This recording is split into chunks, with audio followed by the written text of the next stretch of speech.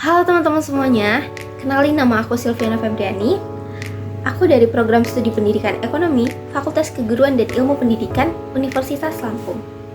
Jadi di sini untuk memenuhi tugas psikologi pendidikan, aku akan menjelaskan tentang elastisitas penawaran. Sebagaimana ini merupakan salah satu pelajaran ekonomi yang ada di SMA. Oke, first of all, teman-teman harus mengetahui dulu apa sih elastisitas itu sebelum kita masuk ke pembahasan, yaitu elastisitas penawaran. Jadi, elastisitas itu adalah untuk memahami sensitivitas konsumen terhadap perubahan harga suatu barang.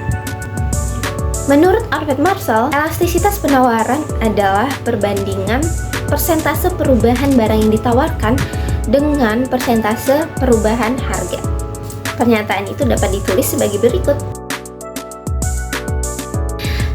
Nah, untuk menghitung elastisitas penawaran, kita biasanya menggunakan rumus yaitu ES sama dengan delta Q per delta P dikali P per Q, yang dimana ES merupakan elasticity supply atau elastisitas penawaran, delta Q merupakan perubahan dalam kuantitas dicari dengan Q2 dikurang dengan Q1.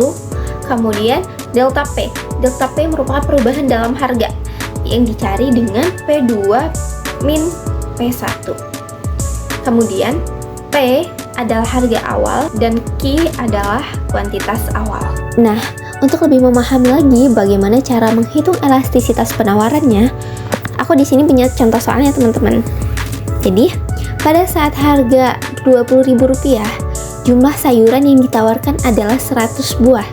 Namun, ketika harganya turun menjadi Rp10.000, jumlah sayuran yang ditawarkan adalah sebanyak 50 buah.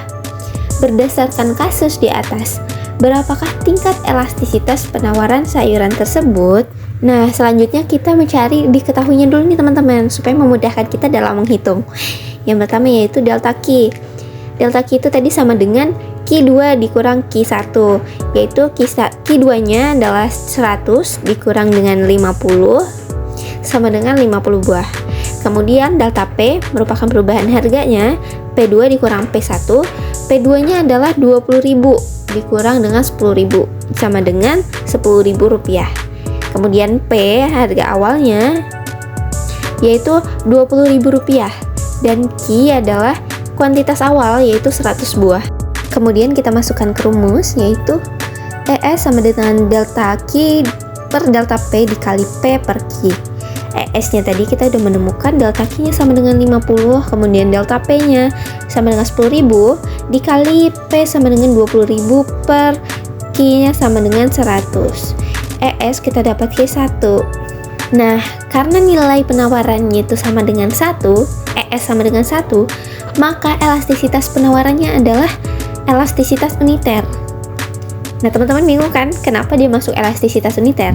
Jadi, untuk memahaminya lebih lanjut, kita akan masuk ke dalam jenis-jenis elastisitas penawaran. Kita masuk yang pertama yaitu penawaran elastis. Penawaran disebut elastis apabila koefisien elastisitasnya lebih dari 1, yang memiliki persentase perubahan penawaran yang lebih besar daripada persentase perubahan harga. Perubahan elastis terjadi karena perubahan harga barang yang diikuti dengan jumlah penawaran dari sebuah barang yang lebih besar dari jumlahnya.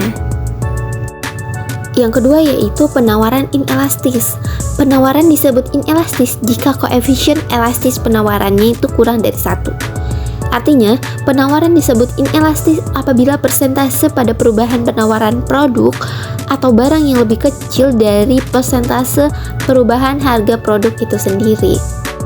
Jenis yang ketiga yaitu penawaran elastis uniter. Penawaran elastis uniter adalah persentase perubahan kuantitas yang ditawarkan produk sama dengan persentase perubahan harga. Penawaran ini biasanya terjadi jika perubahan harga barang sebanding dengan jumlah penawarannya. Bisa dikatakan seimbang antara perubahan kuantitas yang ditawarkan dengan persentase perubahan harganya. jenis elastisitas yang keempat yaitu elastis sempurna. Elastis sempurna adalah perubahan jumlah barang yang ditawarkan sampai tak terhingga atau banyak sekali yang disebabkan tanpa adanya perubahan harga. Yang terakhir ada jenis penawaran inelastis sempurna. Penawaran ini adalah kebalikan dari penawaran elastis sempurna.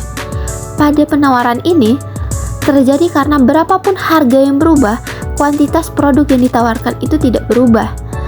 Walaupun harga naik maupun turun, kuantitas yang disediakan atau yang ditawarkan oleh produsen itu tetap akan sama jumlahnya. Nah, masuk ke pembahasan yang terakhir yaitu faktor-faktor yang mempengaruhi elastisitas penawaran. Yang pertama ada waktu. Waktu menjadi salah satu faktor utama. Hal ini karena walaupun harganya naik, misalnya harganya naik, produsen itu tidak dapat dengan cepat menambahkan persediaan produksinya. Di sini ada dua jenis jangka waktu. Yang pertama ada jangka pendek. Dalam jangka pendek, elastisitas penawarannya ini cenderung lebih rendah atau inelastis. Yang B, jangka panjang. Dalam jangka panjang ini elastisitas penawarannya lebih tinggi atau masuk ke jenis yang elastis. Yang kedua, ada tingkat persaingan. Semakin tinggi tingkat persaingannya, semakin mudah bagi produsen menyesuaikan penawaran yang mereka lakukan dengan tingkat perubahan harganya. Kemudian yang ketiga ada jumlah persediaan barang. Semakin banyak persediaan barang yang tersedia, semakin mudah bagi produsen untuk menambah penawaran. Ketika harganya naik, begitu pun sebaliknya. Saat jumlah barang sedikit, penawarannya pun menjadi berkurang. Kemudian yang keempat, faktor yang terakhir adalah daya tahan barang atau produk. Barang dengan daya tahan tinggi cenderung lebih elastis, sementara barang dengan daya tahan lebih rendah cenderung lebih inelastis. Nah, jadi segitu aja ya teman-teman pembahasan dari aku tentang elastisitas penawaran.